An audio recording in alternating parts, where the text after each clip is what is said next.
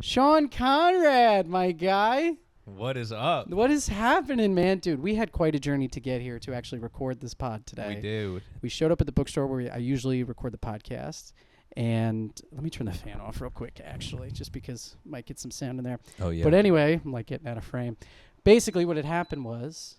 Do you do this beautiful. through, or do you cut it? Or is this it? Oh, the only thing I cut, it's a great question. The only thing I cut and edit truly is anything that you tell me you don't want me to have in the podcast. Okay. So anything you want, I usually cut. Other than that, I'm like, it's freewheeling, man. We Wow. unedited, it's raw. All right. I want you to keep you turning off the fan in the pod. I will keep that in just for you, Sean. I will keep Thank that you. in. We're going to end it. Sean Conrad, you're hilarious. First off, just for the listeners, we're clearly not in the bookstore today. We are here in my apartment. First apartment podcast. Sweet pad. It was bound to happen Wow. eventually, and honestly, What a pleasure. dude, it's a pleasure to have you here. We showed up at the bookstore to record. They had double booked us with the Hoboken Tenants' Rights group. This is more important. This is honestly it is, but I didn't want to tell them that. Yeah. You know, that the Low Point with Matt Pena had bookings to record it. So Yeah. And not a single book in your apartment. not a single book. No, I'm vehemently against reading, famously. And no, you know what's funny is actually you bring that up is you can't see it on camera, but there are 2 Kurt Vonnegut books that are on the second shelf next to a stack of playing cards and a scented candle. True. Those are the only 2 books I've read this year. Really? The only Both 2. Vonnegut. Yeah, both Vonnegut. I did love both. I'm switching over now. I'm reading. It's called The Soul of Money. Whoa. Yeah, so it's interesting because it tries to. I actually got it recommended for me. I'm in a philosophy club in this bookstore, which Okay. after this double booking, I don't know anymore, guys.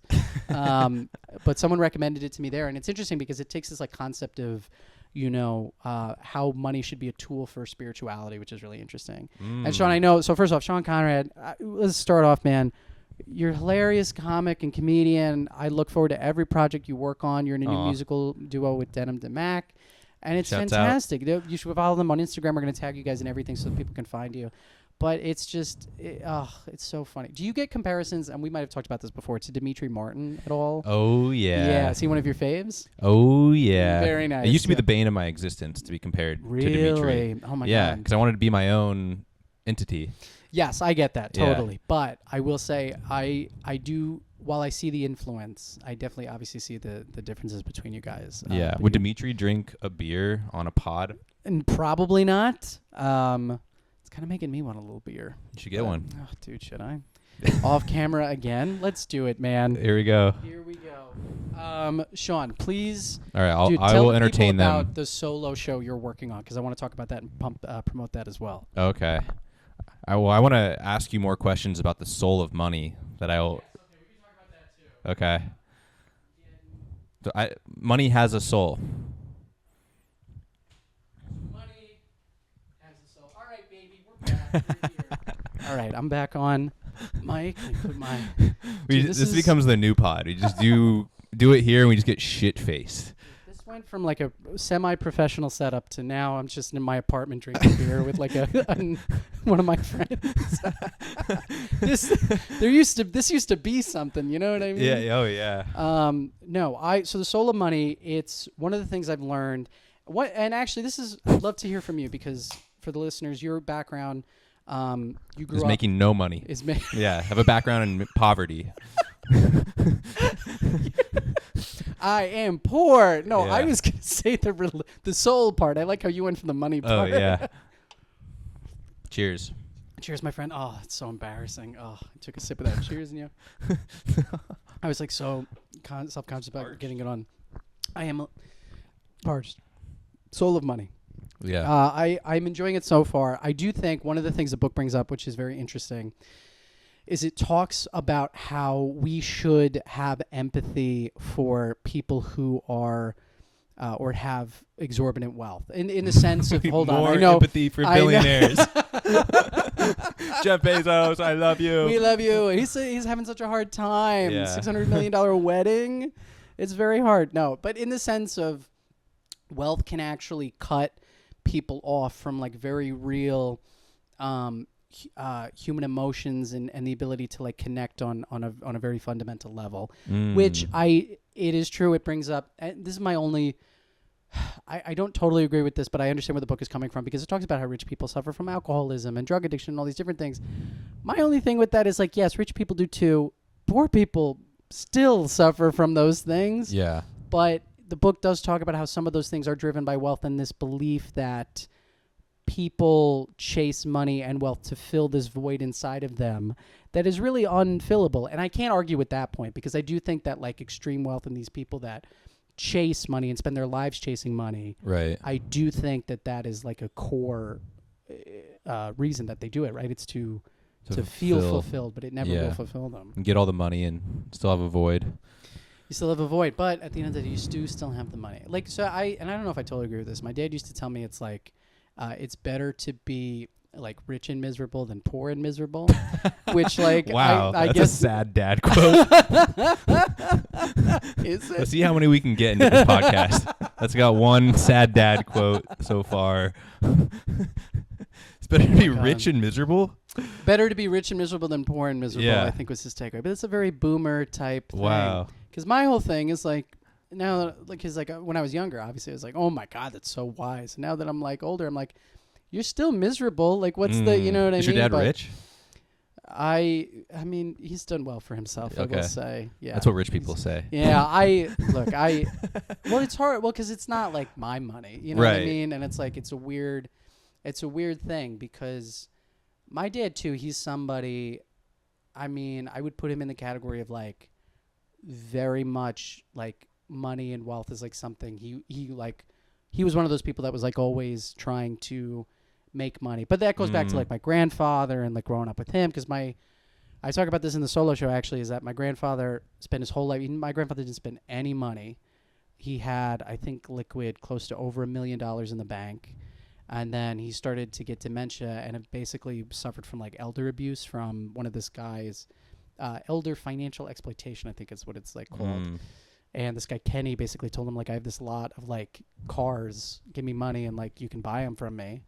And Kenny stole, I think, like over $500,000 from like our grandfather. Wow. So I mean, you know, but again, obviously it's horrible for my family, and I hope they never listen to this. But like, objectively poetic in the sense of like you spent your whole life going after and saving and everything. You never spent a dime. Yeah. And then you end up losing it all anyway to a guy named Kenny selling cars. I really hope my family never sees this. I hope they do. I appreciate that, Sean. I hope it, yeah. I hope they do, and I hope it brings up some good talking points for the family. Sean, what's been your relationship with money, with like just in life and soul and that type of thing? Do you relate to anything I'm saying? Yes. Well. And that's it. I think, well, okay, so I'm supposed to talk about a trying time of my life. Sure. Right? So yeah. So we can, the premise of the pod, right? The low point. We can talk about that. Or we could just drink beer. We can honestly, we can drink celebrate beer, billionaires. We can be boys, celebrate billionaires. This podcast is all about billionaires. I sound like such an asshole in this podcast. I'm like, billionaires don't get enough empathy. I love this, Matt. And I didn't trust you when I met you because you were too nice. Is that true? It's totally true. Wow, yeah. that's so interesting because you know what is like, you know what's so fascinating about that is that I felt so comfortable around you because I also found you to be nice. So I was like, oh, this guy's just like silently me, but you judging hate it. you. Oh my God, that's horrifying. Wow. No, tell me more. I'm like so curious. So like you just see me, you'd be like, you're just so kind.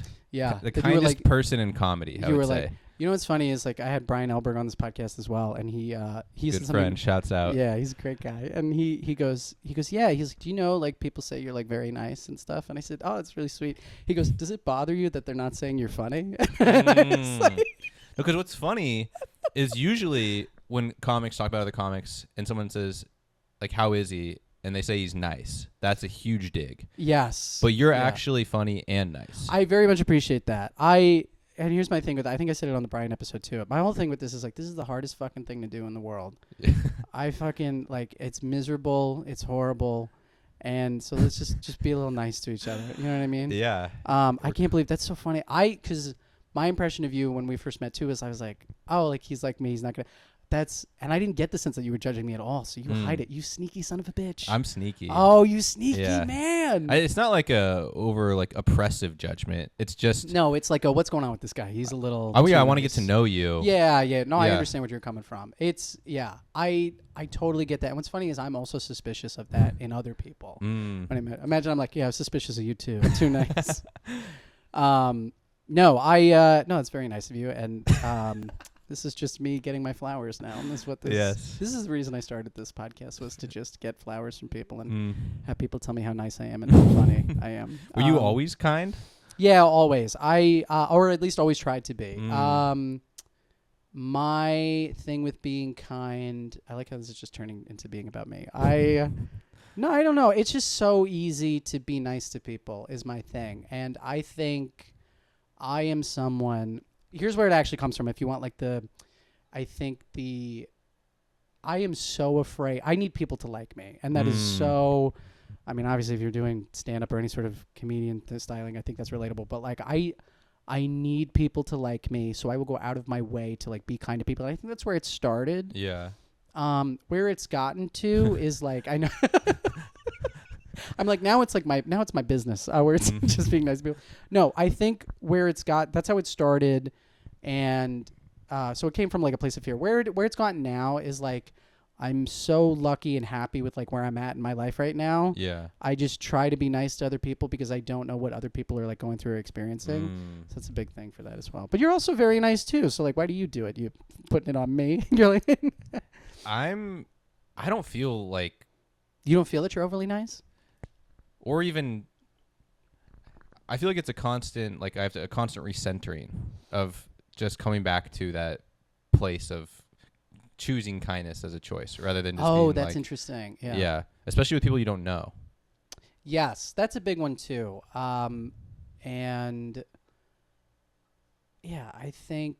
And it's not, kindness is difficult. It doesn't come inherently to most people. When I was getting off the train, off the path to come here, and I was walking up the steps, I was on my phone pulling up the directions. And the guy behind me was like, can you fucking put your phone away? Yeah, no, that's just Jersey too. It's like, it's horrible around here. I was driving today.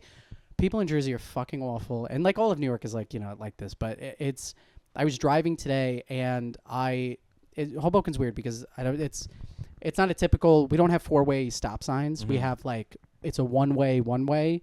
And like they have the right of way, but then there's 2 stop signs. So I'm in the right of way. None of this makes sense to me. I know. Yes, and I love that about you. And this is why he's also a very nice guy.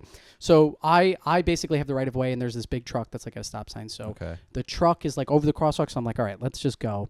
This is like almost over, I promise. So truck goes to the right, and this woman behind me starts like honking. She's like, "What the fuck are you doing? Like, let the truck go, whatever." So then I'm a dick. So like I start going slower to like piss her off. But she went around me, and there's like barely any room for a car between the parked cars on the street and my car. She zooms around me to get ahead of me, almost hits 2 little girls crossing the street. And like I felt bad because I was like, oh my God, like I almost like caused that. But at the same time, it's like this bitch is like trying to fucking do whatever. So I was like, I get so angry driving around here. And my fiance gets like very... she laughs because I get road rage around here. I will say, just going back to the soul of money. Yeah. All I felt from that story was envy that you have a car. That's my main takeaway. So, which is why I am a proponent for billionaires, yes. Sean. Which is why, no, Sean, you're also. I want to talk about like before we get into your low point. I do want to also like touch on spirituality with you because that's the focus of your new show. And I've been very lucky in that I've gotten to see you work it out a little, and you did one of my favorite things, which is you started and we can cut this out if you want, but with the way you start the show, is you ask people to write on a piece of paper whether or not it's a few questions, right? It's whether you believe in God, or do you still do that for the show or no? I did that one time. Oh, just that you saw, and then based on your responses, I was like, never again. Will I ever do this? You're like, this is fucking stupid. I'm not, and I'm like, I love it. No, but it's very cool. Can you talk a little bit about like talk about God? Talk about God, what God means to you, and like what it's meant throughout your life, and like do it under 3 minutes. So yeah, put a little bow on God. Put a little bow on it. All right. Yeah. Well, going to start being a little meaner around here. I like it. I like this is the Matt I hoped for. I can be mean, baby. You want to see me be mean? I do, yeah. Bitch. I'm just starting. I felt bad saying that. That's not. That's crazy. Yeah, I think the thing you saw me try is like asking the audience to write down what is the most evil thing they can think of. That's what it was. Yeah. Oh my God. And then just like 5 people just wrote like children being molested. Well, yeah, and then so I was like, okay, not a hot way to start a show. Not a lot of imagination. I was one of those people that wrote down children being molested. Yeah. Well, because it was okay. That was the question. It's all coming back to me now. And I remember looking around the other people in the room, like, are we writing this down? Yeah. When you asked that question, what were you like expecting or hoping people would write? I think the main thing I was trying to figure out is like, how did you talk about spirituality in a way that is resonant to everyone regardless of what they believe? And so I think a thing that keeps a lot of people from believing in God or being religious is this idea of the problem of evil. And so that if there are bad things that happen, then how could there possibly be a God who cares about us or a God at all? And that was sort of what I wanted to bring up as a starting place. Sure. And then go from there and see like what. And you thought it would be better to ask people about children molestation than say that to an audience. I'm just kidding. I wanted to see what people's idea of the problem of evil is as a starting point. I totally understand that. What you said that's interesting is like you think the reason people don't necessarily believe in God is because all these evil things happen. How could that do it? And you know what's I guess funny is like that's always never been my issue with it. It's been you're all for an evil God. I'm all for it, man. Just honestly, our gods are billionaires, and I think it should just stay that way. Oh my God, just burped right into the mic. You can't cut that. That's in my writer. I can't cut that now. It says if Matt burps, he must keep it to the edit. I would love to see what's in Denham's rider. I just want to know what that man needs before he goes on stage, and that would be just a call from his mother. Tell him good job. That's what he needs. He doesn't even need to go on stage after that. He's like, all right, I'm good, and then he just. Sorry, that was me projecting. No, that's okay. Speaking of spirituality, yes. A year prior to this show, the first time I tried to talk about spirituality, I wrote a concept for a show called I Might Be Projecting.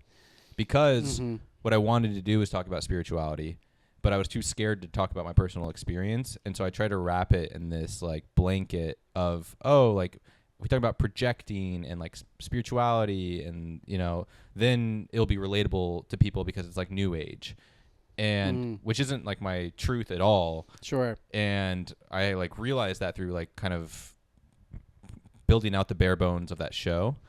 And then it led me to like the truth of where I am now, which is that what I actually need to do is just talk about my truth, which is that I'm somebody who is spiritual and religious, even though I have tons of problems with modern religion and the church. Because my biggest thing I think is I want to be very careful because I don't know if you believe. Like, I don't say everything. That's the thing. I think nothing should be censored. That's a really good point, actually, because like we can't even talk about it because I'm worried about like offending you or what you believe in. But I will say it's like I don't think that's the norm, right? Well, if you said something that could make like poke a hole in my faith in God, then it's not a very strong faith. Sure, but I think to that point exactly is when people experience that and maybe they get challenged in a way they can't defend. I think their defense is to lash out and which is like completely normal and understandable.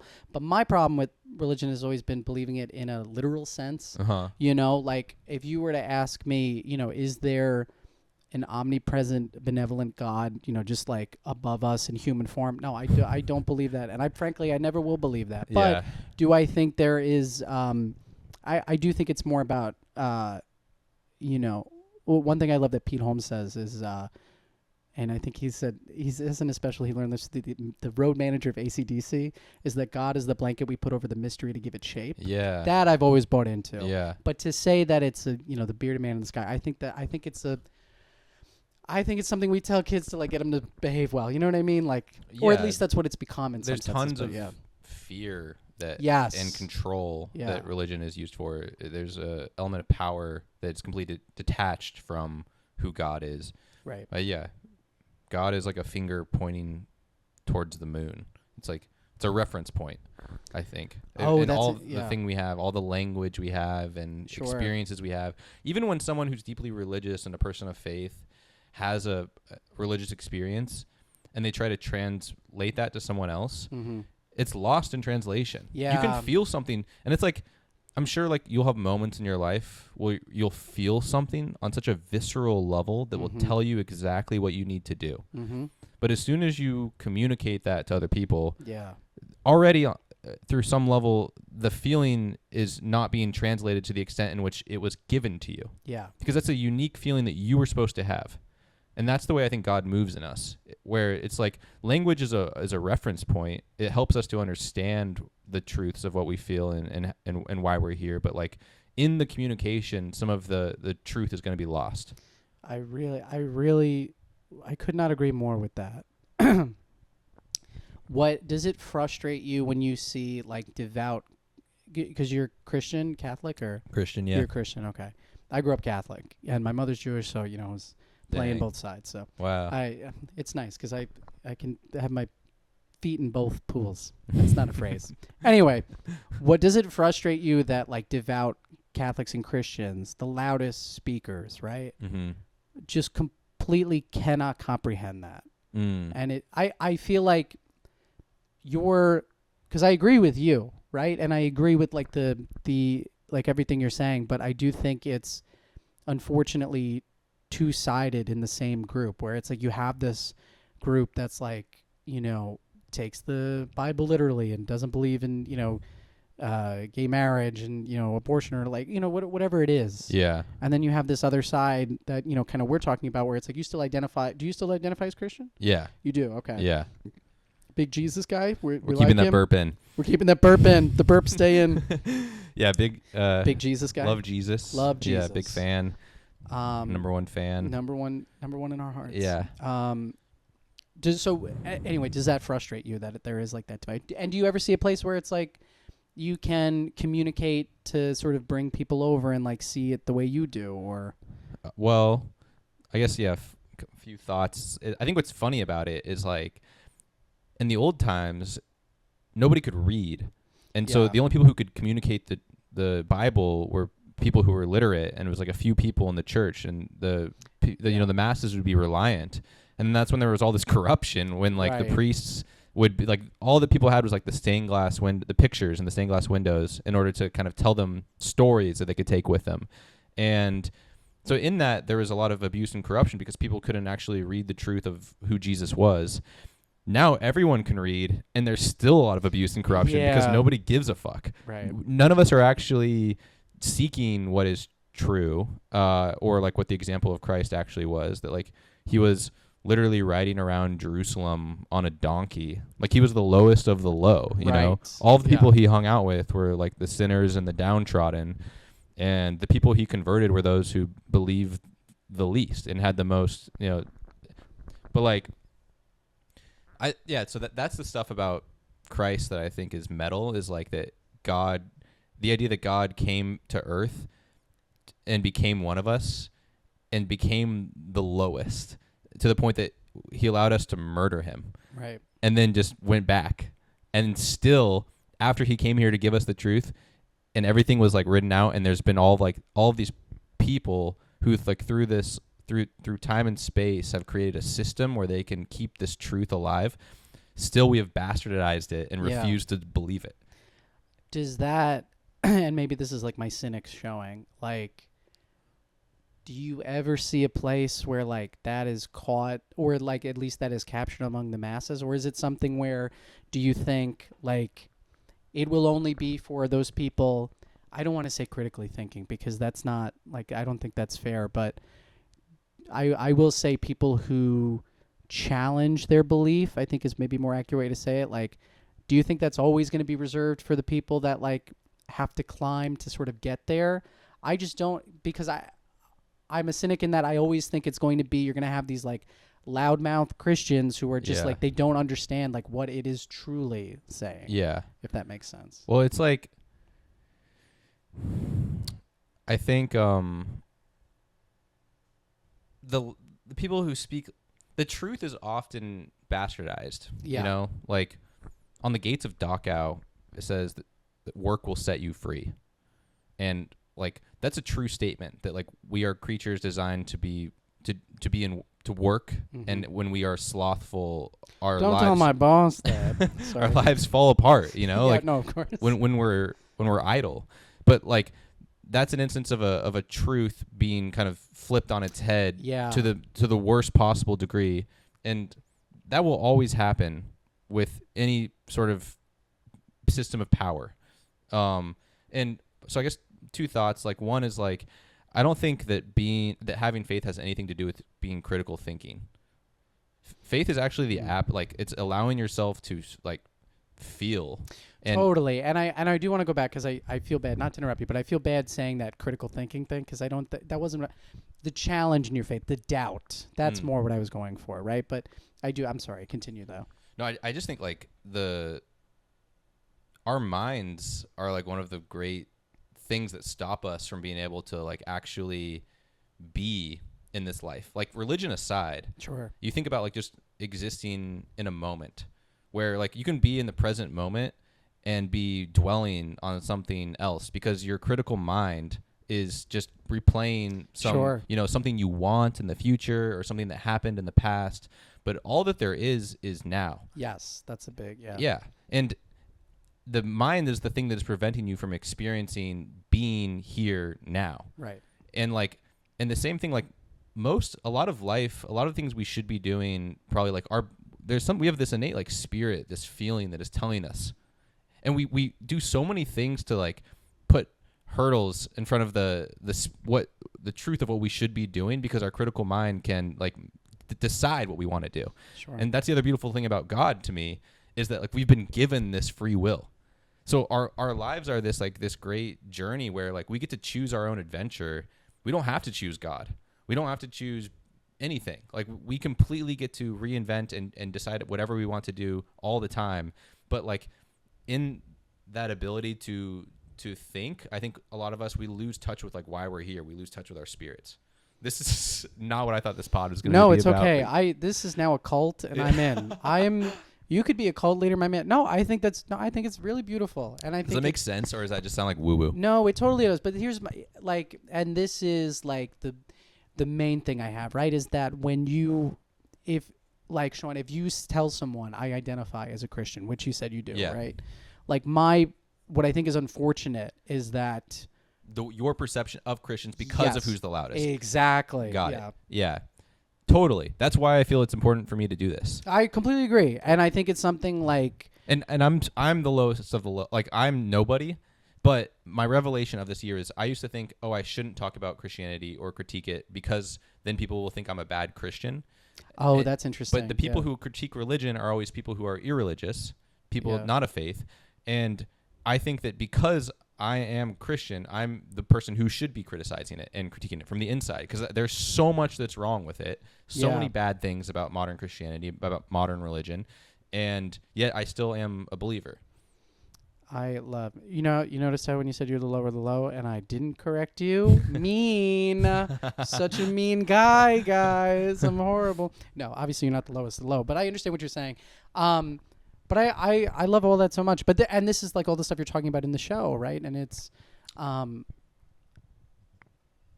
guess, what happened? Can you talk about like what happened in your life that you think drove this? Did you ever have a period in your life where you were challenging like your initial... My faith? Yeah. Yeah. So what the show is about is like what led me to a true understanding of my faith as opposed to kind of like a suburban whitewashed Christianity is that I was in a place in my life in high school where I was wrestling with family members who were struggling with alcoholism. Sure. And I had a lot of resentment, a lot of anger. Mm-hmm. And it also was something that I had prayed for throughout my entire life. I had prayed for like this pain to cease, for this alcoholism to go away, and it never did. Mm-hmm. It never. So it felt like either God didn't exist, or if he does exist, he doesn't care about these things. And when this issue only was exacerbated, and then I'm coming of age as like a young man, I'm just starting to rebel or whatever, Sure. and like and really question everything. I think like it forced me to kind of go deeper into like what actually is like the message of Christ, I guess.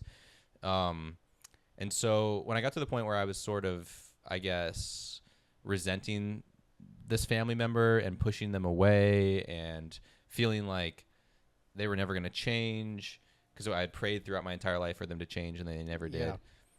What happened was I had a spiritual mentor in my life who, they said something to me that I always remember, which is most people who experience bad religion turn to no religion. Oh, wow. Which makes sense. Yeah, that does. But just because you have bad religion doesn't mean that you can find goodness and truth elsewhere. But you have to keep seeking. Right. And he quoted to me this verse from Romans, I think it was like Romans 17, about how God puts all authority into our lives for a reason, as long as that authority isn't going like directly against God's will. Mm-hmm. And what ended up happening was I started to perceive, rather than praying for this person in my life to change, I began to pray and just thank God for giving me the family that I have. And in that forgiveness, forgiveness is, I'm still working through things. It's not like it's not like you just make a choice and then you're done. But in this forgiveness and this letting go, I felt like my own heart began to just heal. And all the resentment melted away over time, and love took the place of that. And what I started to understand was that in the same way that like we're all broken in some degree, we are loved despite that. Even us, like let's say that we are created by God and we're given the choice to choose God, and we choose not to choose God. God still loves us. Yeah. And we only know what we know. If someone could make another choice, they would. But through the choices others make, it shapes us into who we are in very special, profound ways. And so I think what happened was I just started to see a lot of like my family and who I am and all the things in my life as blessings rather than like as hindrances. And also because I was able to feel the power of forgiveness, I understood also the way in which I've been forgiven for for who I am, and that like how powerful that is, and to me that's what my idea of God became. That is so beautiful. That's amazing, Sean. That's so wonderful. I love all of that. I have nothing to add except that is such a beautiful journey with faith. Which chapter from The Soul of Money does it remind you of? Listen, have you heard about maybe having the same empathy for a little guy called Elon Musk? Okay. No,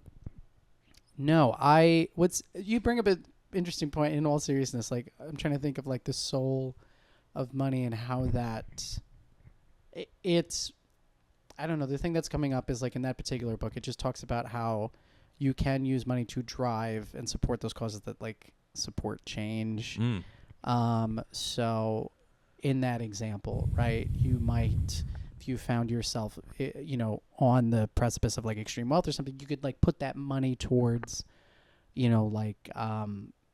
alcoholism alcoholism groups or like something like that. So just in the particular instance of the book, I'm sorry, I'm still like coming to, that was so beautiful. That was really, really wonderful. And you can't change alcoholics. If I had $1 billion, I would just buy beers for homeless people. It'd be the hottest block party New York City has ever known. That'd be awesome. If I had $1 million, just throw a rager for homeless people. Any drug you want. Have you heard, okay, this isn't like PC, I don't think, but like, have you heard that thing where it's like, I won't give money to homeless people because they're going to go out and buy alcohol? Yeah. I feel like that's all the more reason to give them money. And Mm. I know maybe that's not right, but I'm like, you know, like think about how badly we need a beer at the end of the day. that's what I'm saying. That's This guy exactly needs a what I'm beer saying. so bad. Listen, Yeah. it's horrible. Yeah. And if that is, look, and again, the cynic, for most people, unfortunately, I don't believe life is going to get better. Yeah. Unfortunately, that's the Yeah. reality. That's whatever. Yeah. So Every time you don't give that guy a dollar, he's doing crack off of a plastic spoon. yes, and he could be doing it off of a table Yes. if he had. Yes. But I don't know. That's one of my things with that. Not PC, or I don't think that's the right answer. Sean, I think now this is the perfect time to get into your low point. And I'm very curious to hear if it has anything to do with faith. But we talked a little bit before, and you said your particular low point is the year you moved to New York City. Yeah. So can you tell us where you're from originally? What was the path to New York City? What drove you here? That kind of thing. Yeah. So I'd done very little comedy, almost no stand-up in my life prior to moving here. But I moved here with the idea that my burps don't go in the show. Are you kidding? Did you see that? He fucking pulled away from the mic. Yeah. Ridiculous. Burp with me. I moved to New York with the idea that I was going to become a stand-up comedian without really having ever done stand-up comedy. Okay. And so where'd you grow up? Southern California. Southern California, okay. I went to Pepperdine Christian school. It's where they filmed Zoe 101. Yes. Flex. I remember when I was looking for colleges, I remember Pepperdine. That just came back to me, but that was a big reason I applied. I didn't get in. Really? Yeah, I was out of state. Oh, yeah. It's tough. It's a weird dynamic. It's like where like a lot of rich people send their trust fund kids. Interesting. Yeah. Okay, so you were around a lot of wealth for the first time in my life. Really? Yeah. Okay. What was that like? That was cool. I mean, nice. It was like it was fun. It was also fun because none of the rich kids would try to get scholarship money. So I could scrounge for scholarships. Just get up. That's really nice. I had from so many different departments just got like scrounged money together. That's why I had a Jewish scholarship. You had a Jewish Yeah, I'm not scholarship. Jewish. You didn't have to be Jewish to apply. And I remember the sign for the there was a sign that said you don't have to be Jewish to apply, written in like really shitty handwriting, like the Chick-fil-A cow had written it. And I was like, yo, I'm not Jewish and I need money. And they're like, you're in. So I have a Jewish scholarship, but you walk in, you're like, hi, they're like, there you go. That's all it. Oh yeah, that's all it took. It was one hell of a Laheim. So dumb. Do you ever man? The reason why my first year in New York was horrible is because I just did puns for multiple years. Only puns. That was your act. Yeah. For like your first year. Yeah. That was the low. The low point is just the puns. Yeah. No. So I moved here knowing that I wanted to be a comedian. Okay. And like the summer before I moved here, I worked at a cherry packing plant in Stockton, California. Okay. And you would pack cherries? I would pack cherries and worked in a freezer basically for like a month and a half and lived in a motel. And almost everyone else who worked there were like ex-cons who couldn't work anywhere else. Can I ask why you were living at the motel? Was that just like... They pay for the motel. Gotcha. So like I had free housing and made a lot of... You work really like overtime hours. Okay. So it was all just so I could make money to buy a one-way ticket to New York and have a few months rent. Oh, and I was like, I'm not going back, packing these cherries. And I have... Yeah. And so I'd work like 16 hours a day. Oh my God. And just be like, I'm going to New York City to follow my dream. And I'm I'm a person of faith and like a dreamer or whatever. And I'd grown up in this small town in California, and then I went to this small university where nobody really tried that hard. So it was always easy to be a big fish in a little pond. Okay. And then I get to New York and just got completely just like destroyed. Really? Yeah. Just like my ego, I had such a big ego, and complicity just ate everything alive. Yeah. Like it was, and so yeah, first year, first struggle was just to get a job. Right. So you move. Okay. So you build up. How long at the cherry packing plant did it take you to save up enough money? You worked there for like a month and a half. Okay. And then I had like 3 months rent, paying almost nothing for rent. Okay. Gotcha. Yeah. Okay. So then you were able to get the one-way ticket, move to the city. Yeah. What's the time period? It was like fall of 2017. Fall of 2017. You moved to New York. What Yeah. part of New York did you move to? So first month I was like, I had 1 month in Brooklyn near Park Slope. I was staying like in a jazz bassist's apartment while he was away. Okay. And completely sketch, like found the guy on Craigslist. I'm so lucky it was legitimate. Found the one legitimate guy on Craigslist. Yeah, truly. And then I lived in the Bronx for a bit after that. Okay. Off 238th Street, month to month. And then I finally landed on my feet in a 6-bedroom, 1-bath in Harlem. Wow, 6 beds. Yeah, yeah. Did you have 5 roommates? Oh, like 12 roommates. 'Cause Wow. they all had significant. Everyone was fucking except for me. I just have to walk through this hall of loneliness to my 12 roommates banging through the walls. Back to my fortress of solitude. Just go to the fridge for a beer and everyone's having sex around. It's so sad. It's just a constant reminder. I would just bomb at open mics every day. Yeah. I was unemployed, and then I would just come home. Yeah. Oh, and so you were looking for a job, hitting mics and stuff. Okay. I don't know if I hit a little bit at first. I think at first it was just like Maslow's hierarchy of needs, where I was like, I need to just find work, find a job. And so it was like after like 2 months of living in this city, I got hired as a janitor. Okay. At the People's Improv Theater. Get out. You worked at the Pit? Yeah. Wow. I was a janitor. Okay. And I was like stoked because I got a job. Right. And it's at like a theater. It's not it like was like a comedy club. Yeah. And I remember I called my mom and told her, and she started crying. Not because she was proud of me, because she was like, "You're throwing away your education to be a janitor." Oh, man. Yeah. And then I learned on this phone call that her dad, who I never met, was someone who had fought in the Korean War and then could never hold down a stable job. He was a janitor. And he used to say triggering there. Yes, yeah. So it's like I was just repeating this. But to me, I wasn't a janitor. I was somebody who had the keys to a comedy club. Yes, I understand that. Yeah. And I didn't know how shitty that comedy club was. Yeah. Or that there weren't a lot of real comedians there. Sure. Yeah, I really came to be disdainful of improv as a form. Even So though I do it now. Yeah.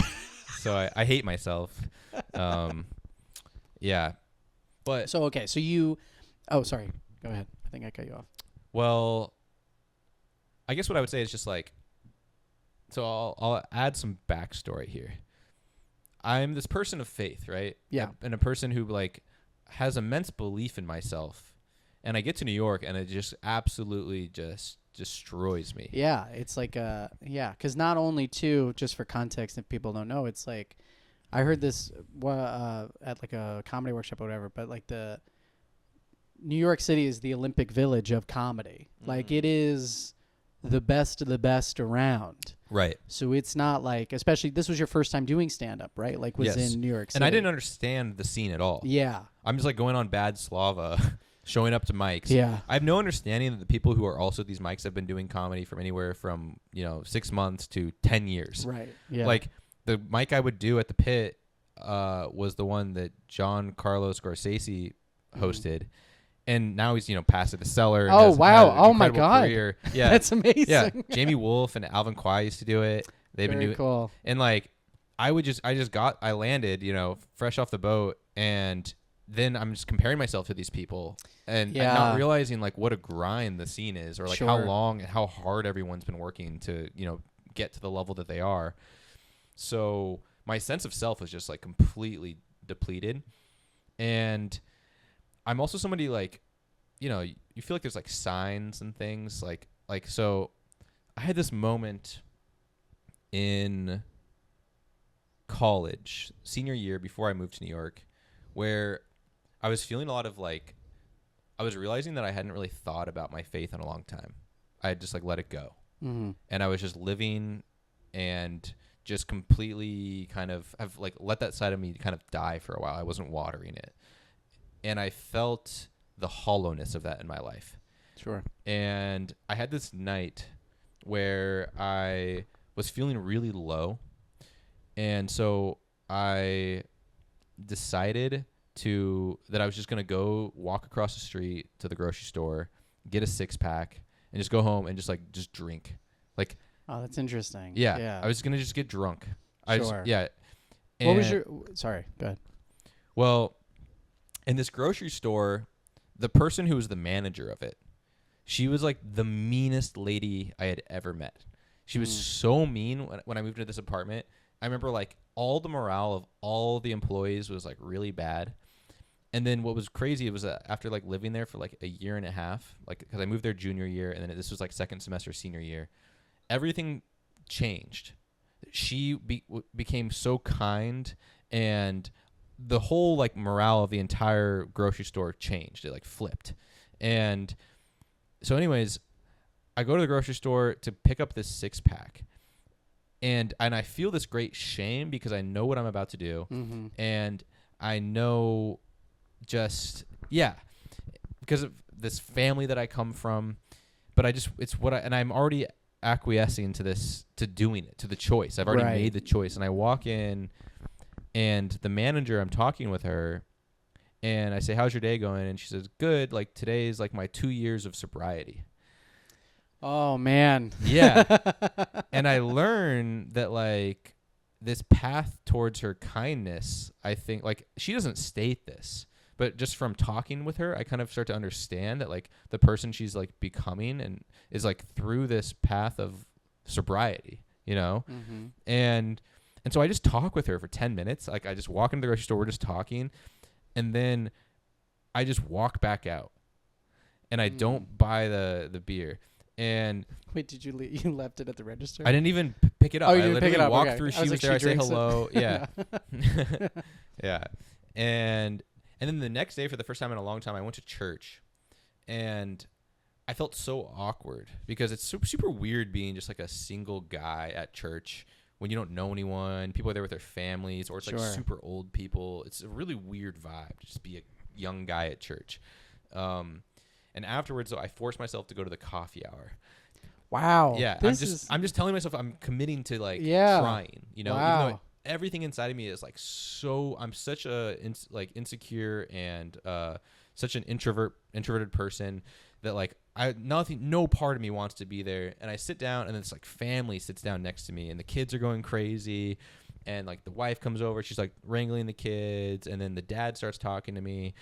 And we start talking, and I'm like, why am I here? And then he's like, what do you do? And I'm like, oh, I go to school, but I want to be a comedian. And he's like, oh, really? Like, and then she's like, oh, like Ian's a comedy writer. I'm like, oh, really? And I'm like, and then I learned that this guy I'm sitting next to is Ian Roberts, who's the founder of the Upright Citizens Brigade. And yeah. And it was this crazy moment where it felt like, and this is a moment of like where like I felt like spiritually like, yo, God just like hooked it up, right? Sure. But I think even in transmitting this it was special to me, and it felt very special in the moment. That happens. I moved to New York City. I'm working at the People's Improv Theater, and I'm a janitor. And in the pit, there's all of these, pictures and stuff from stars past. And the guy who had founded the pit, he was also, I didn't know this, one of the original founders of the Upright Citizens Brigade. So in this like framed photo, it's a picture of Ian, the guy I had met at church just like 2 months ago. Mm-hmm. And then it's the guy who owns the pit. And I couldn't believe it. Like here I am in this, like I'm a janitor. My life feels like I just feel like I'm the worst comedian who ever lived. And suddenly, there's this weird part of my past that's like connecting with my present. And what's hilarious about this is like, because I'm a person who like is like rooted in like searching, for these signs and this symbolism, I email Ian, the guy who created, and what I didn't understand is like the Upright Citizens Brigade, those people, they like had a huge falling out.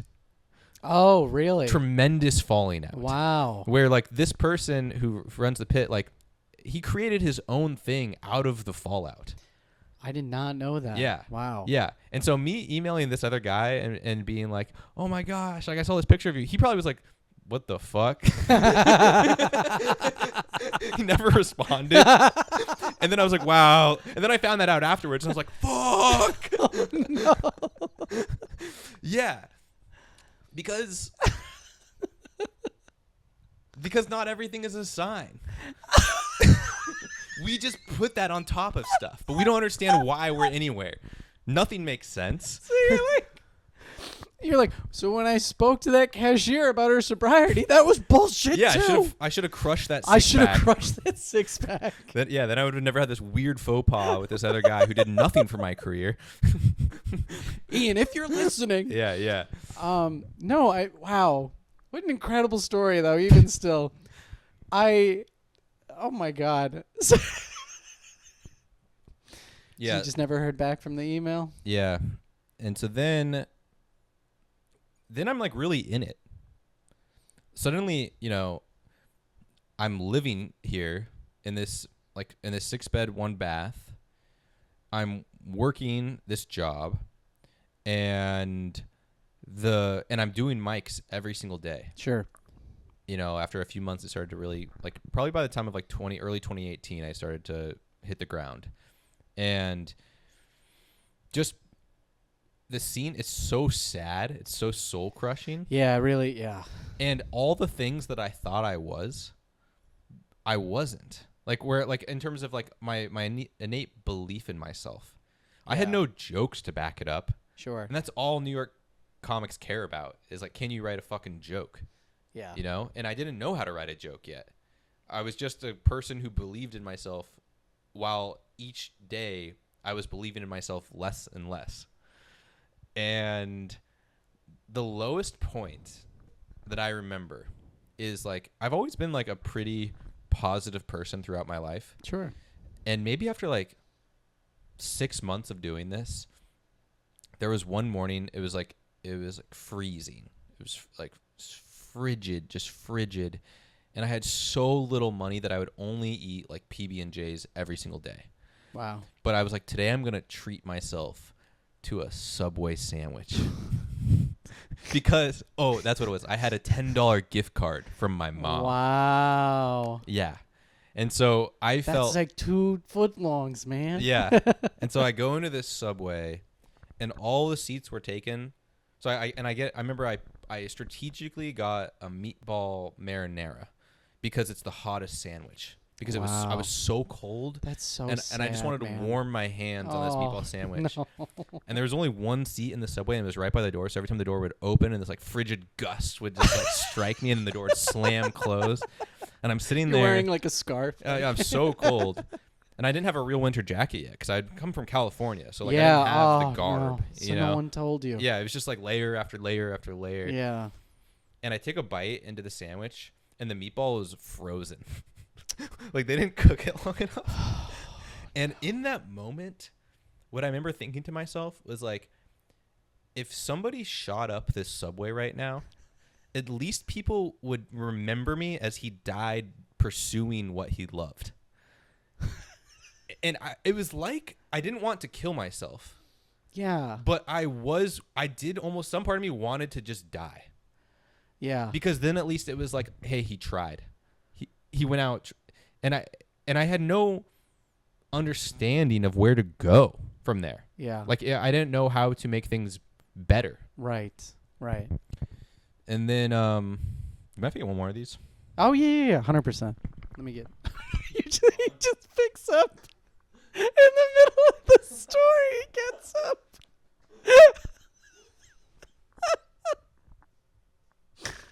Oh, yeah. I think they're on the bottom. You can't. Oh, you can't. Here, let me grab one too. Yeah, that's all right. I'll get it.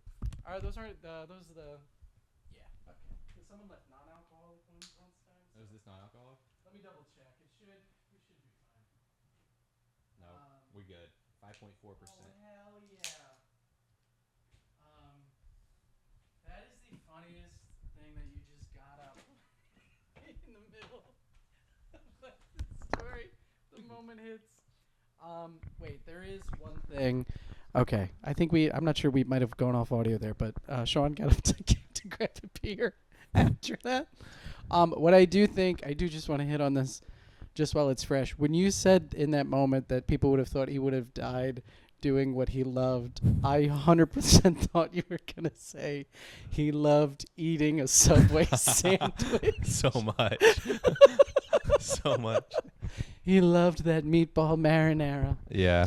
And I'm just imagining in the edit, we're coming back right now after a Blue Chew ad that you do. Oh yeah, baby, Blue Chew. We do ads for Blue Chew. We do ads for nothing. It's great, dude. Oh, cheers again to this beer I'm still finishing up. And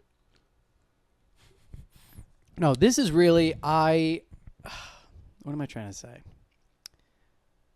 I mean, it's heartbreaking for me because I've also had that. It's so sad, but like in a very sweet way, because I mean, I've also had that feeling where like, I don't know. And I don't know if this is exactly what like you were going for, but like when you come and do comedy here in New York, you know, you realize like you're not special. Right. Like, you know, like what really drove you to get into it, and that's not to say that there's nothing innate, but it's deeper than you thought it was, if that makes sense. Like, you really got to the thing that drove you. Yes. Yeah, like it's really, because surface level, because you go, and I'm sure like this is your experience too, coming from California. I mean, it was mine. I'm from Long Island, so I'm sure it's the same. When I came into the city and like started doing it, like you think you're gonna fucking murder it. Yeah. You're gonna be so fucking good. Yeah.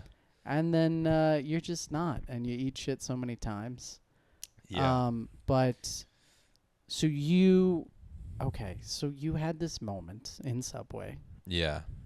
And now take us through, because you said you didn't actively feel like you wanted to die, right? Or if I wouldn't commit the act. Yeah. Yeah, but in the moment it felt like if somebody, now that we're back from the Blue Chew ad, you're hard, my life was hard. Blue Chew. That meatball was so frozen and hard, just like my erections. Yeah. Foot long. So silly. Yeah. The only way we can talk about our grief is if we also talk about our boners. That's also true. That's Faustian that's deal. a rule for men. Yeah. Every eulogy I give, it's important. Got some dick jokes in there, mm-hmm. which honestly probably do well for family in Long Island. Now that I think about it, everyone, that's what funeral eulogies need, is just some good dick jokes. That's what we got to start incorporating those in. Yes. So so you're at this moment, right? You're in Subway. Yeah. It's a low point for all of us. We've all been in Subway. Yeah. And no, but I guess what happened was, okay, so then I go back to the comedy club, and there's this morning where, like, you know, I want to like feel like I'm amounting to something, I guess. Is how that's where my life is at. I want to feel like I'm doing something with my life, sure, and that like I'm making progress, and that this is going to go somewhere. And I come into the comedy club one morning, and like one of the managers basically asked me if I wanted to be a manager at the comedy club. At the Pit? Yeah. Oh, nice. Yeah. Okay. I like that we have to keep referring. By comedy club you mean the Pit, not a real comedy club. Let's be clear with our terms. It's important. The comedy club, the Pit. Oh, really? That's interesting, because in this Venn diagram of comedy clubs and theaters in New York. Yeah. No, I was just kidding. Yeah. It's important. So you take it? Do you take the job? Well, yeah.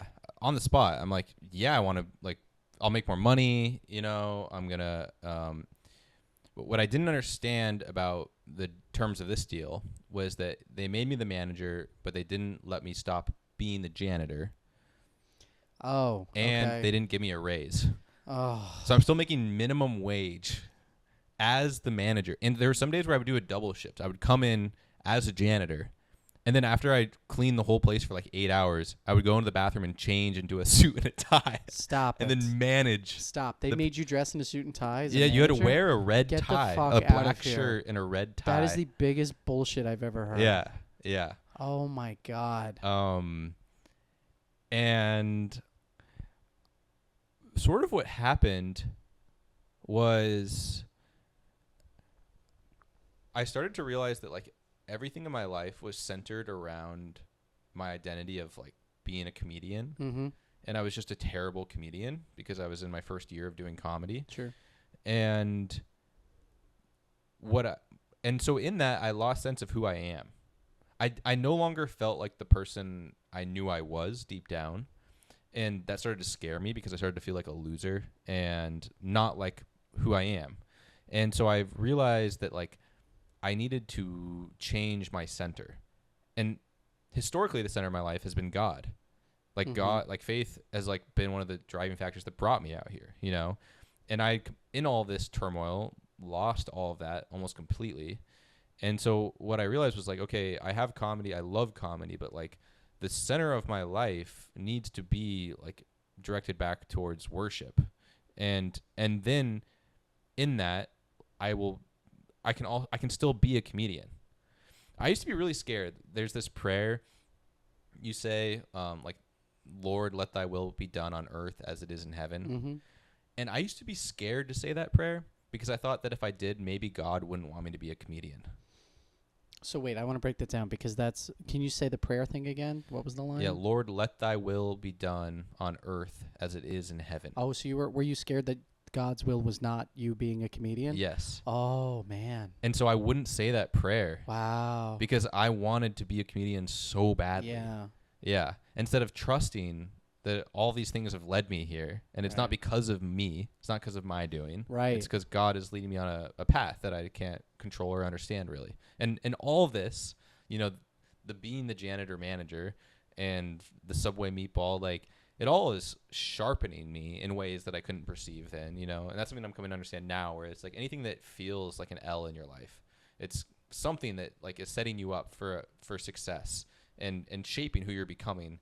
And whenever you look back on like the parts of your life that feel bad in the moment, when you look back with perspective, you can really just kind of see how it's a guiding force, you know? Mm-hmm. And so what I did from there was I decided that I needed to just like feel like myself again. Yeah. And not allow my self-worth to be dictated by like open mic comedy in New York. Yeah. Which I still hold to this day that pre-COVID, it was meaner and more brutal than it is post-COVID. That's a really interesting point because prior to COVID, I was also in that boat where I was like hitting it every single night. I remember February before COVID, so February 2020, I set a new personal record where it was, I think I hit 30 plus mics in 28 days, I think. And when you see people doing that now and you're not doing that, doesn't some part of you still rise up of like, oh, I'm not doing enough? Totally. And here's my thing. So like, and my whole thing with that, and funny enough, I know we talked about Dimitri Martin, and funny enough, it's coming back again. He was on a podcast with Pete Holmes like years ago.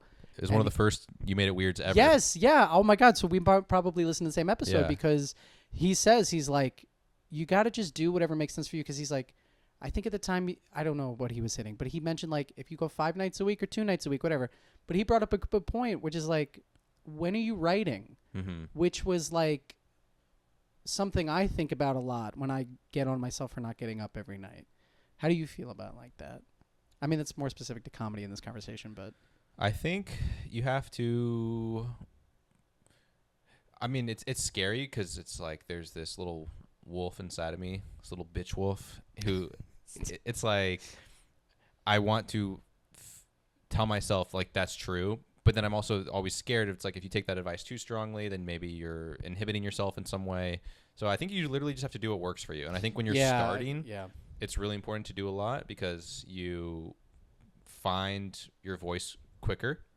But then, and also you have to just get comfortable with like the dying on stage. Yeah. That's so much of starting comedy is just not being affected by apathy. That's a really good, thank you for putting that like so eloquently because like that is something I'm going to come back to now because with the solo show I'm working on now, I do feel guilty because I'm spending a lot of time writing and working on it. Yeah. But as far as getting up and trying the jokes and stuff like that, I haven't had as much time because I'm focused on the structure right now of the show. Yeah. So I'm focusing on these like runs where I run the whole thing, but as far as getting up every night, it's been lacking. So I actually really appreciate you said that.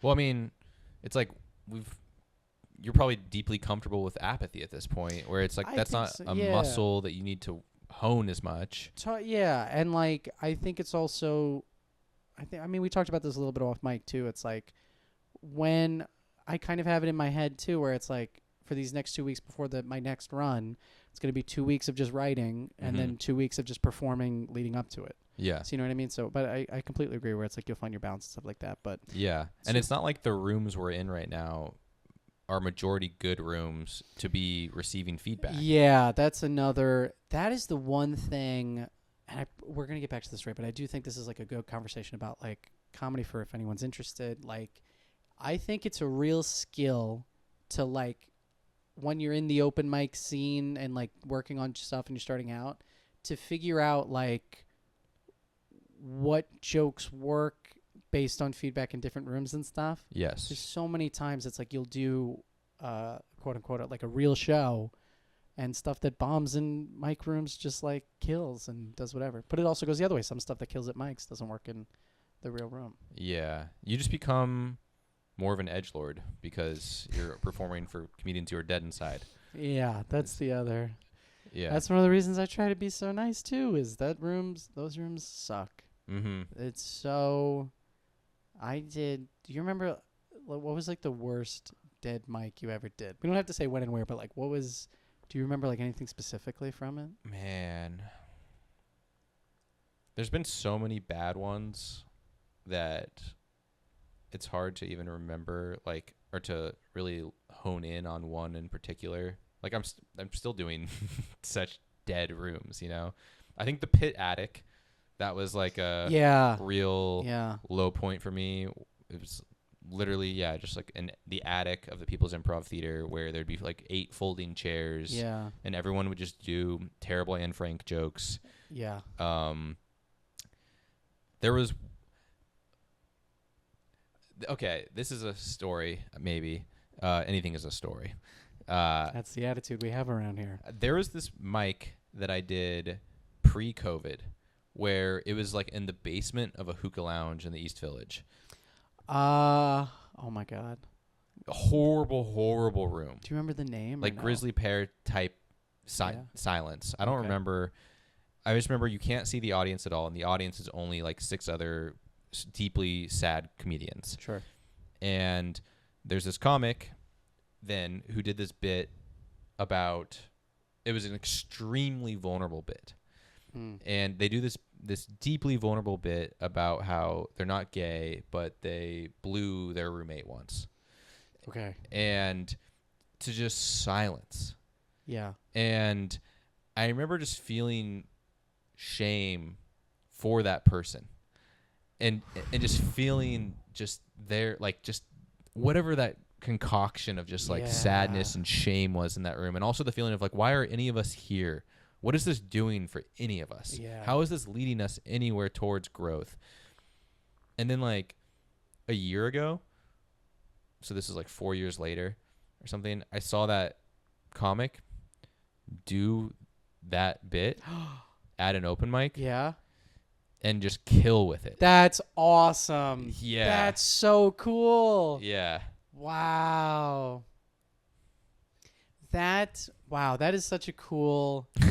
That's awesome. That is so cool. Yeah. Did you tell them that like you had like seen it years? No. I was like, I used to feel really bad for you for years.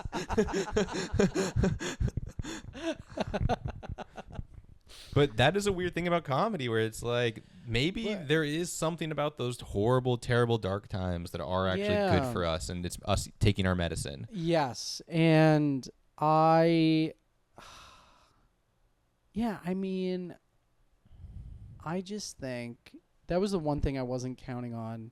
I think the reason I like resonated with that, or I guess related to that like so much, is because one of the things I wasn't counting on was to watch other people grow as we progress. Right. And that's just not something you think about in the day-to-day, but that has been very, very cool to see. Like the people you come up with and how they develop and like what they're working on and stuff like that. So that is a really cool, triumphant story. And you're like, and then he died eating a meatball marinara in Subway. Yeah. And yeah, but so I'm a janitor manager, and I think sort of what happened for my own sanity was like I got rooted again in God. Yeah, how? So Well, yeah. Tell us how. I don't know how. You're like, it just happened. Yeah. No, I mean, like, was it like a slow progression? Were you going back to that same church? Like, was that like a recurring thing for you? Oh no. Like until very recently, I've always felt like an immense alien in church, where I Really? feel Wow. deeply uncomfortable because Oh, that's interesting. And it's been such like a deep part of your life. it's not even church. It's just like reading the Bible and thinking about God and reading, I guess, like Christian philosophy. Oh, I see what you're saying. Okay. Yeah. Yeah. But church itself I always felt like a foreigner, like an alien at the gates. Mm-hmm. But I think, yeah, a lot of my relationship with God, it's this kind of balance of like faith and my inability to let go of control and wanting to be the guiding force of my own life. Mm-hmm. And so I think around this time of my life, I was just doing it for long enough where I realized I had to just like let go of my delusional expectations for myself and just like substitute that for enjoying the process of becoming a good comedian. Yeah. So Dave Colombo did this podcast, and he said something I always come back to whenever I feel like I'm in a dark place with anything like comedy or artistically. He said that his best piece of advice is do what you need to do on a daily basis to get yourself to fall in love with the process, which I loved. And I always come back to, because when you fall in love with the process, and that's always what it's all about. Yep. And it's about making the stuff you want to make. That's why I'm so excited for the music group that you and Denim have been working on, man. Yeah. So I mean, I don't know if the story has like a clear ending, and I didn't mean that to slight you. Yeah, I'm still really bad at comedy. No, so horrible at comedy. No, but so you just you find yourself in the pit and working the janitor job, but then you reconnected with God on your own time. Yeah. And now you're in this really healthy place, it seems. Yeah. Well, then what happened? The next like transitionary phase of my life that was so good was I basically was like fired.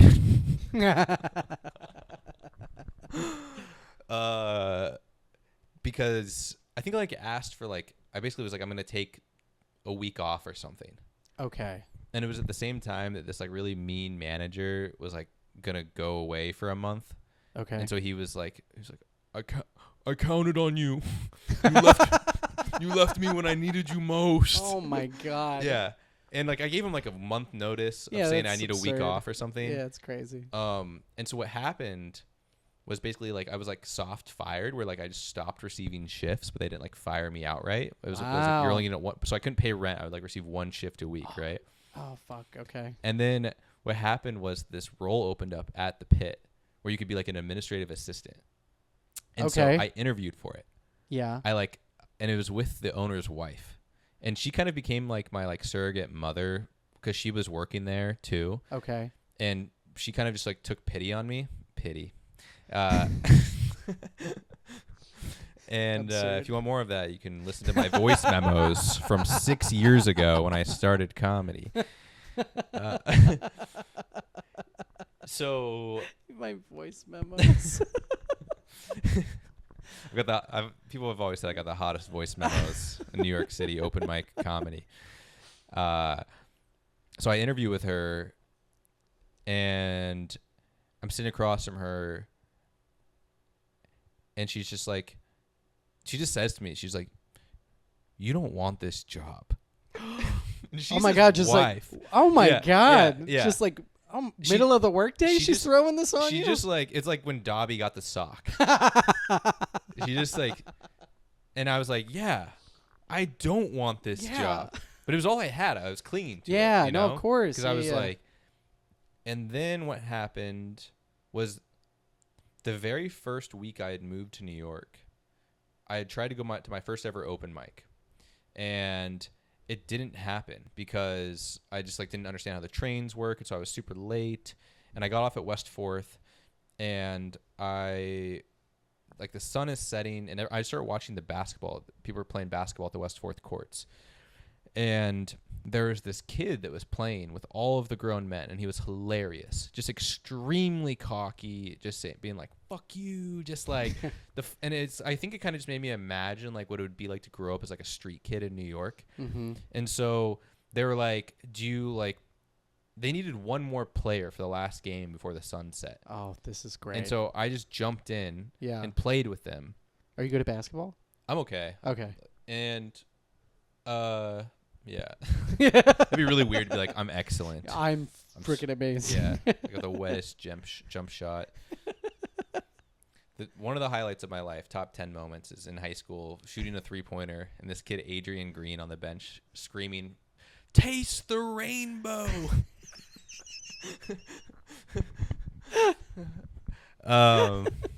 That's when I peaked. It's been all downhill from there. Yeah. So you hop in the game. This kid was like the funniest kid I've ever met in my life. Okay. And so I give him my business card, and I say like, I want to make a film. And he's Italian. He's like an Italian immigrant. And so like 2 days later, I'm at his apartment, and like his parents are making me espresso. And then I make this short film with this kid. Okay. Who he called himself White Mamba.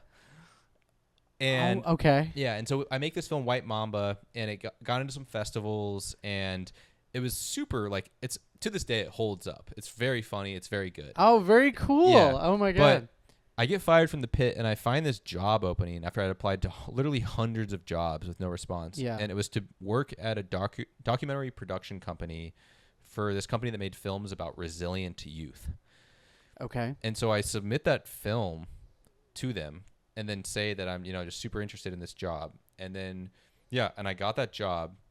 And that was just like the kind of shoe-in for me into New York City, where like it was like the city finally just let me truly set my roots, where then I could do that. I was working with really cool people and doing things I was passionate about. And it was something where it just kind of like, it felt like all the things that had happened in order for me to like land on my feet there only could have happened if I had to experience a bunch of other bad stuff before it happened. Sure. Yeah. Yeah. And from there, yeah. And so now I think I just try to just like, when times are tough and it's like the journey isn't unfolding as I had hoped, or like it's just like, oh, this is just part of what is needed so we can become the comedians we're supposed to be. That's so... How the fuck am I supposed to follow up that ending, Sean? Come on, man. Dude, that's so great. No, and that's, I mean, honestly, look, you made me feel better, dude, which, like, that's so, that's the point of this. No, that's so incredible, and I think what's so interesting is, like, again, I've always viewed you as a kind person. I've never been suspicious of you being kind, so I'm just going to throw that out there. But I do enjoy this context now, and you're so fucking funny, dude. Thank you. Of course, I love watching you because it's clear that like you put in so much work into your act, and it's so clean cut, and it's the best, dude. It's like I very much enjoy watching you and what you're working on. The way we usually end is if someone at home is going through something similar, so if they're if they're maybe off center, like you had said, where they're, maybe missing out on God, or even if it's, moving to New York City to pursue comedy. Let's do it 2 parts. Let's do the faith question. What advice do you have for someone that's maybe like lost touch with faith, or like is maybe feeling a little lost? And then advice for someone who wants to move to New York and do comedy. Let's do it twofold. You cool with that? Yeah. You cool with that? So cool. Faith. You're like, after all that beautiful stuff, you're like stumped. Well, it's like, I never want to be prescriptive with something like faith, because that's what turns so many people off from religion, is you're given this prescription and it doesn't register with your soul. That's really interesting. But in a way, I think that's maybe like a piece of advice, because then maybe it's about finding your own relationship with faith that suits you, rather than like conforming to an institution, right? Because at least I might be projecting. That's my main problem with religion, is the institutional aspect of it. But I think finding your personal relationship with it. I think we are spiritual beings, and so if you're not in accordance with that part of you, you're probably feeling some sort of lack, and then we can try to fill that, but it's a God-sized hole. So whatever we fill it with, it's not going to feel that good. Yes. And one thing on spirituality that just like jogs my memory is like because I love what you say, where it's like we're spiritual beings, like we're sentient, we're able to. I don't think it's as. I'm trying to think about the best way to phrase this. I don't think it's as magical or as wondrous as like where we maybe associate with it that word like spirituality. Does that make sense? Like I think it's really boring. Like I read a great quote in Eckhart Tolle's The Power of Now. Yeah. That has stuck with me forever, and it's just because when I read it just rung true on so many levels. Where he writes, "Death is dreamless sleep," and I was like, "Oh yeah, that's what it is, man. It's every night we're going back to that place and then coming back here as waking beings." Yeah. And I was like, that's it. But that's not sexy. That's not spiritual. Like, you know what I mean? Like. Our souls aren't transported. You know, it's just part of what is, if that makes sense. Yeah. Does that make sense? I don't know. Yeah. I mean, I feel really sad now. Oh, no. Death is dreamless sleep. That made you feel sad? I found that really comforting. Really? Yeah, I did. Oh, no. Yeah. Did I make you sad? No. Okay. I only said that because I found great comfort in that. Because how many times have you been in dreamless sleep before? That's home. Right. You know? Right. You're like, yeah, I mean, that's the best part of the day. The path on the way home. The best part of the day is the 5 seconds before you fall asleep. That is... Where you're like, finally, I'm done. Yes. Yeah, and it's like no more open mics to go to. Yeah, it's the 5 minutes or the 5 seconds before you fall asleep, and it's the 5 seconds before you have to get out of bed. Oh, dude. I struggle getting out of bed, man. It's so comfy. It's even worse when you have a dog. Do you have a dog? No. Oh, dude. Not yet. Having a dog and trying to get out of bed is impossible. Yeah. They don't want, and my dog doesn't want me to leave, so I'm like, I won't go anywhere. That's wonderful. Let's do the comedy piece of advice now. Comedy piece of advice. I think just knowing, and knowledge is experiential, so you can't really know until you are doing.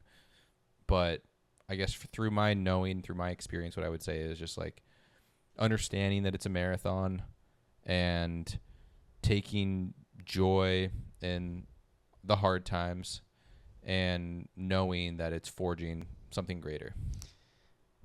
I love that so much. That's perfect. Sean Conrad, tell the people where they can find you.